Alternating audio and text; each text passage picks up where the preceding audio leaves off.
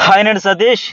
ఇవాళ ఎపిసోడ్లో హైలైట్స్ ఏంటి, ఎవరివిడ రీతు చౌదరి ఎలిమినేషన్లో ఉన్న ట్విస్ట్లు ఏంటి, ఇవన్నీ కూడా ఇందులో మాట్లాడుకుందాం. మెయిన్ ఏంటంటే ఈ ఫన్ టాస్క్లు అయితే ఉన్నాయి కదా, అట్లాగే వెళ్తా వెళ్తా ఎలాంటి ఫీడ్బ్యాక్ ఇచ్చింది, ఎవరికి అప్పగింతలు పెట్టింది, అసలు ఏం చేసింది, అసలు ఎందుకు ఒక మంచి స్ట్రాంగ్ కంటెస్టెంట్ అనుకున్న ప్లేయర్ ఎట్లా వెళ్ళిపోయింది, ఇవన్నీ కూడా మాట్లాడుకుందాం. సరే, ఈ ఫన్ టాస్క్లు మెయిన్ ఏంటంటే భరణికి పుషప్స్ థీమ్ అని ఒక పనిష్మెంట్ కింద ఇస్తున్నారు కదా, అదొకటి ఉంటుంది. అట్లాగే కళ్యాణ్కి ఏమో సింగిల్ లెగ్ మీద నిలబడాలి అట్లా చెబుతారు. ఇప్పుడు ఇమాన్యుల్కి ఏమో లిప్స్టిక్ పెట్టుకుని కూర్చోవాలని చెబుతారు కదా, అట్లాగా. ఈ తర్వాత ఇటు గానా బజార్ ఉండేది, సాంగ్స్, కామెడీ, సరదా సరదాగా సాగిపోయే టాస్క్లు ఇవన్నీ ఉంటాయి. అయితే ఎలిమినేషన్ లో మాత్రం సేవింగ్ ఆర్డర్ కూడా చాలా డిఫరెంట్ గా ఈసారి ప్లాన్ చేశారంటే లాస్ట్ సంజన వర్సెస్ రీతు కూడా హైలైట్ ఉండబోతుంది.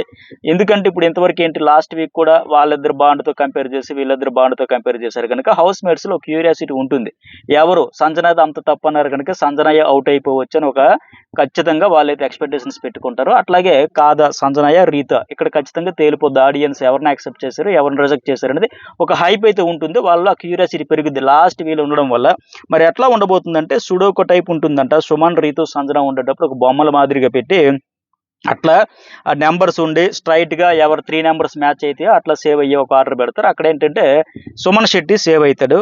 ఆ తర్వాత లాస్ట్ రౌండ్కి ఏంటంటే టైం మెషిన్ టైప్ పెడతారంట. అదేంటంటే ఒక్కొక్క వైరు, ఒక సంజన వెర్సెస్ రీతు చౌదరి ఉండేటప్పుడు టైం మెషిన్ లా పెట్టి ఒక్కొక్క వైరు కట్ చేసుకుంటూ ఒక వైరేమో సంజన, ఒక వైరేమో రీతు, ఒక వైరేమో సంజన, ఒక వైరేమో రీతు సంజన.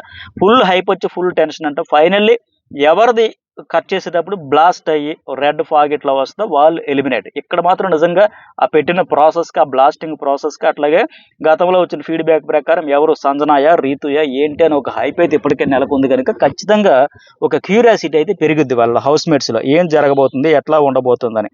ఫైనల్ ఏంటంటే రీతు చౌదరి అవుట్ అట్లా అవుతుంది అనమాట. సరే, ఆవిడ వెళ్ళిపోయే ముందు ఏంటంటే టాప్ 5 పెట్టమ్మా నీ దృష్టిలో ఎవరంటే భరణి గారికి 7th ప్లేస్ పెట్టిందంట. అట్లాగే సుమన్ శెట్టికి ఏమో 6th ప్లేస్, సంజనకి ఏమో 5th, అట్లాగే 4th లో కళ్యాణ్ పెట్టి Tanuj and Emmanuel 2nd, 3rd లో పెట్టేసి డీమోన్కి 1st ప్లేస్ పెట్టింది. ఓకే, అదంతా పెట్టిన తర్వాత మళ్ళీ కాసేపు ఫన్ అంతా ఉండాక బాగా ఏడ్చేసిందంట. ఏడ్చేసి డీమోన్ పవన్ అప్పగింతలో కళ్యాణ్ నీతో నువ్వు మాట్లాడట్లేదంటారా, చాలా ఫీల్ అవుతున్నాడు వాడితో మాట్లాడు, ఫ్రీగా ఉండు, నేను వాడి మొహం చూడలేకపోతున్నా అని చెప్పి మళ్ళీ ఆర్డర్ మార్చమంటే కూడా కళ్యాణ్ మళ్ళీ జెన్యునే ఉంటాడు కానీ 4th ప్లేస్లో కూడా తీసేసిందంట. టాప్ 3 మాత్రం తనూజ్, ఎమ్మెల్యేలు వీళ్ళందరూ పెట్టారు. సీక్రెట్ కూడా ఎవరు పెట్టాలి అంటే, సీక్రెట్స్ కూడా చెప్పాలంటే తనూజకు వాళ్ళ అమ్మగారికి, నాన్నగారికి సంబంధించి కూడా ఒక టాపిక్ మీద ఏదో చెప్పిందంట. వాళ్ళ గొడవలు ఆడేటప్పుడు మాట్లాడుకోకుండా ఉండేటప్పుడు ఈవిడ ఫోన్ చేసి పెట్టడం, ఇవన్నీ గురించి మాట్లాడిందంట. ఇవన్నీ పక్కన పెడితే ఇక్కడ రీతు చౌదరి డీమోని అప్పగింతలు అనేది పెట్టడం అయితే నాకు ఫన్నీగా అనిపించింది. ఇంకా ఉండేదే 2 వారాలు, లాస్ట్ వీక్ అంతా ఎటు పిక్నిక్ మోడ్ లాగా ఉంటుంది, వెకేషన్కి వచ్చినట్టు ఉంటుంది. ఈ 14th వీక్లో పెద్ద టాస్క్లు ఆడేది కూడా ఉండదు. నామినేషన్ నీకు ఏం చేయాలి, తిన్నామా, పడుకున్నామా, ఆలోచించుకున్నామా, ఇక స్వీట్ మెమరీస్ గుర్తు తెచ్చుకున్నామా, ఇదే వైబ్ ఉంటుంది కదా. ఇంక దానికోసం కూడా అప్పగింతలు. అరే నువ్వు బాగా చూసి చిన్న పిల్లాడా, పసిపిల్లాడా, హాస్టల్లో వదిలేసిపోయి ఏదో 4వ తరగతిలో 3వ తరగతిలో హాస్టల్లో జాయిన్ చేసి వచ్చేసరికి వార్డెన్ గారికి అప్పచెప్పాలి, స్కూల్ టీచర్ గారికి అప్పచెప్పాలి, సీనియర్ స్టూడెంట్లకు అప్పచెప్పాలి, ఇట్లాంటివన్నీ ఏముంటాయా? ఈ ఓవర్ కేరింగ్, ఓవర్ ప్యాంపరింగ్, దీన్నే ఆడియన్స్ కొంతమంది ఓవర్ యాక్షన్ అంటారు. లేకపోతే ఉండేది ఇంకా గిరుక్కుని తిరిగితే వారం రోజుల్లో అందరూ బయటకు వచ్చేసారు. దానికి మళ్ళీ అప్పగింతలు చెప్పేసి నువ్వు బాగా ఆడు అది ఇది అని చెప్పేసి చాలా హడావిడి సీన్ క్రియేషన్ అయితే చేసిందంట. మరి ఇంకోటి ఏంటంటే మనకున్న అప్డేట్స్ ప్రకారం అయితే వాస్తవానికి రీతు చౌదరి గేమ్ గురించి కూడా చెప్పాలంటే ఇప్పటికే నేను 2 వీడియోలు చెప్పాను. రీజన్స్ ఏంటంటే ఫిజికల్ టాస్క్లో 100% ఆడింది, బాగా ఆడింది. ఈవిడ ఫిజికల్ టాస్క్లు ఆడితే అప్పుడు ఆయుష వాళ్ళు వచ్చేప్పుడు చెప్పారు చూడండి, బాబాయ్ నీతో నాకు చాలా కష్టం, నువ్వు చాలా టఫ్, నువ్వు చాలా స్ట్రాంగ్, పిసికేస్తావన్న మాదిరిగా భయపడ్డారు అందరూ. ఆ రేంజ్లో ఆడింది. ఎందుకు బిస్కెట్ అయిపోయింది? ట్రాక్ వల్ల. పోనీ ట్రాక్ సరే రైటో రాంగో ఒక స్ట్రాటజీ ఎంచుకుంది, ఆ స్ట్రాటజీ ప్రకారం ఆవిడ ఆడాలనుకుంది, ఆడింది, వెళ్ళింది. కానీ మెయిన్ సమస్య ఏంటి, అది ట్రాక్ ఆడియన్స్కి నచ్చట్లేదమ్మా, బిస్కెట్ అయిపోతుందమ్మా అని వాళ్ళ అమ్మగారు ఆడియో చెప్పేటప్పుడైనా మార్చుకొని ఉంటుంటే బాగుండేది. ఇవన్నీ మళ్ళీ నేను ఎందుకు చెబుతున్నాను, ఒక స్ట్రాంగ్ ప్లేయరు రాంగ్ ట్రాక్ అది స్ట్రాటజీ అని ఆవిడ అనుకోవచ్చు, కానీ రాంగ్ స్ట్రాటజీ అయిపోయింది. అది వర్కౌట్ కాలే, ఆవిడ ఫెయిల్ అయింది. సో దానివల్ల లేదంటే ఖచ్చితంగా టాప్ 5 ఈజీగా ఉండాల్సింది. ఆవిడ ఫిజికల్ టాస్క్లో కావచ్చు, ఓవరాల్ జర్నీలో కూడా నేను ఎట్లయినా కెప్టెన్ కావాలి, బతిమలాడడం కావచ్చు, ఫిజికల్ టాస్క్లు ఆడడం కావచ్చు, ఏదో ఒక రకంగా సామధాన భేద దండోపాయాలు ఉపయోగించి ఎలాగైనా కెప్టెన్ కావాలి, ఎలాగైనా టాప్ 5లో ఉండాలి, ఎలాగైనా టైటిల్ కొట్టాలి, ఈ ఒక కసి అయితే కనబడింది. కానీ కసి అంతా ఏమైంది, ఇక్కడ డీమోన్ మీద ఫోకస్ ఎక్కువైపోయి ఈ రోజు కూడా ఈ కేరింగ్, ప్యాంపరింగ్లు అంత అవసరం లేదు నాకు అది అనిపించి, సరే అఫ్ కోర్స్ వచ్చేసే ముందు ఇన్ని రోజులు ఒకలాగా ఉండి ఇప్పుడు చెప్పకపోతే బాగోదు అని చెబితే చెప్పొచ్చు. కానీ ఇవే ఆవిడ కొంప ముంచింది. ఇప్పుడు మాధురి వచ్చి చెప్పింది, అప్పుడైనా మార్చుకోవచ్చు కదా. ఆ టీమంతా కూడా చెప్పింది కదా. వాళ్ళ అమ్మగారు ఫోన్ చేసి నాకెందుకు చెప్తార్రా బాబు, మీ ట్రాక్ బాగుంటే యాక్సెప్ట్ చెయ్యరు కదా, ఆవిడెందుకు అంత బాధపడతారని చెప్పారు. అప్పుడు కూడా అంటే ఎన్ని ఆప్షన్స్ వచ్చాయంటే, తెలివైనోళ్ళైతే ఖచ్చితంగా 1, 2 ఇన్‌పుట్స్ వచ్చేటప్పుడు, హింట్స్ వచ్చేటప్పుడు ఆట మార్చుకుంటారు. బట్ ఈవిడకి ఎన్నొచ్చాయో తెలీదు. ఫైర్ స్ట్రోమ్ వాళ్ళందరూ వీళ్ళకి మేలు కోరే వచ్చారేమో అనిపించుకోవాలి. అట్లాంటి అరుదైన అవకాశం అది. వచ్చినోళ్ళు ఎవరైనా చెప్పి చెప్పనట్టుగా చెప్పారా? మొహమాటంగా చెప్పారా? చెబితే ఏంటి? చెప్పకపోతే ఏంటి? ఈవిడ ఆట ఎట్లా పోతే మాకెందుకు అనుకున్నారా? వాళ్ళు నిజంగా 'రీతు చౌదరి' గేమ్‌కి నెత్తిన పాలు పోసేదానికి వచ్చినట్టుగా చెప్పారు. ఆయేషా గావచ్చు, ఏంటి ఒక బాయ్ ఫ్రెండ్ ఉంటే టాప్ 5లోకి వెళ్ళిపోదామనా?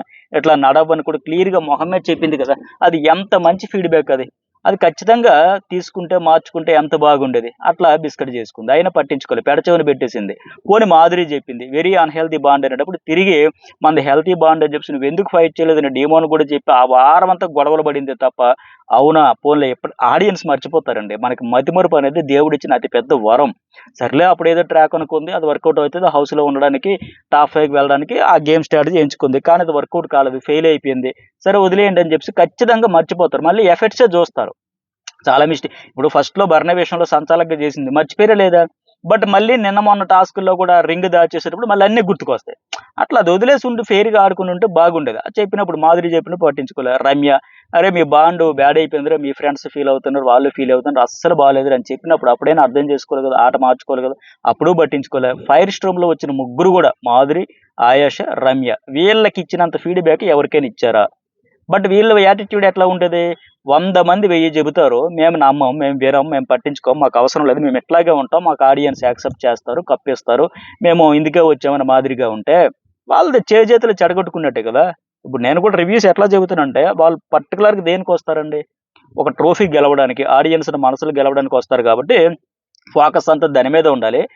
దానికి ఆ గోల్‌కి రీచ్ అయ్యే క్రమంలో ప్లస్‌లేంటి, మైనస్‌లేంటి దిద్దుకోవాల్సిన అవసరం ఏంటి? పైగా ఈ సీజన్‌లో వీళ్ళ అదృష్టం ఏంటంటే కంటెస్టెంట్‌లది ఇన్‌ఫ్లో ఎట్లా వచ్చిందంటే హింట్స్ గావచ్చు, ఇన్‌పుట్స్ గావచ్చు, ఫీడ్‌బ్యాక్ అనేది వారం లాస్ట్ ఎపిసోడ్ వరకు లాస్టు గత వారం వరకు వస్తూనే ఉంది. ఎట్లా ఫస్ట్ మూడో వారానికే ఏకంగా దివ్య, ఇంకొక అమ్మాయి, ఇంకొక ఇద్దరు అబ్బాయిలు అందరూ అగ్ని పరీక్షకి సంబంధించిన వాళ్ళందరూ గూడా వచ్చి చాలా ఫీడ్‌బ్యాక్ ఇచ్చారు. ఎవరెట్లా బిస్కెట్ అప్పుడే గదా! కళ్యాణ్ కళ్ళు తెరిచాడు, ఆట మార్చుకున్నాడు. లేకపోతే అప్పుడు ఆయనకి ఎంత బ్యాడ్ ఉండేది. అరే! నువ్వొచ్చి ఏం పీకేవి ఇక్కడ? ఎందుకొచ్చావు? ఇందుకోసం వచ్చావు. నీ ప్లేస్‌లో నేనుండుంటే ఇచ్చి పడేసేవాళ్ళని నాగా, ఇంకొక ఆయన ఎవరు షాకీబ్ వీళ్ళందరూ జెప్పారు. ఆట మార్చుకున్నాడా లేదా? దివ్య వచ్చిన తర్వాత చాలా మంది అయ్య బాబోయ్! ఇవా పొజిషన్స్ అని చాలా మంది మార్చుకున్నారా లేదా? మూడో వారం అట్లా అయింది. తర్వాత ఐదో వారంకి ఫైర్ స్టోమ్ అని జెప్పేసి ఏకంగా ఒక జంబో బ్యాచ్ దిగింది. పోనీ నిఖిల్, గౌరవ్, సాయి శ్రీనివాస్‌కి పెద్దగా లాంగ్వేజ్ వచ్చినా ఆయన ఓపెన్ గాకపోయినా, నిఖిల్, గౌరవ్ పెద్దగా చెప్పలేకపోయినా, మిగతా ముగ్గురు కూడా అగ్గి బరాటాల్లాగా చెప్పారు కదా! ఎవరి మైనస్ ఏంటి కుండ బద్దలు కొట్టినట్టు చెప్పారు కదా! అప్పుడు మార్చుకున్నోళ్ళందరూ మంచిగా వచ్చింది. ఓకే. మైనస్‌లు ఇవా, నెగెటివ్స్ ఇవా అని. మార్చుకున్నోళ్ళందరూ ఏంటంటే అదే కంటిన్యూ అయిపోయి మేము ఇట్లాగే ఉంటాం. మా రియాలిటీ ఇది నిన్న కూడా చెప్పింది సుమన్ శెట్టి విషయంలో. ఇది పర్సనాలిటీ షో అని. లాస్ట్ ఎపిసోడ్‌లో. పర్సనాలిటీ షో అంటే అతని పర్సనాలిటీ ఏంటో తెలియట్లేదు.